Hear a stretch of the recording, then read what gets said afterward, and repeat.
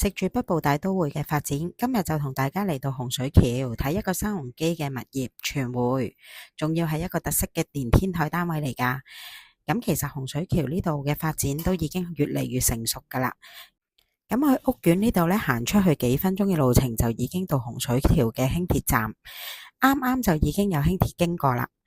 另外一邊嘅方向呢，就有鴻福村啦，咁有商場、有巴士站，各類嘅唔同食肆生活所需都有齊噶啦。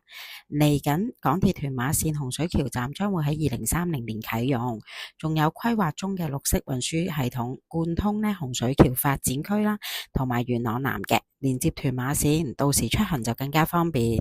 咁唔同大家講咁多先，而家我哋先上個單位睇咗先。荃匯位於洪水橋鴻源路88號，由新鴻基發展，入伙日期2011年開始。荃匯共有2座物業，提供173伙單位。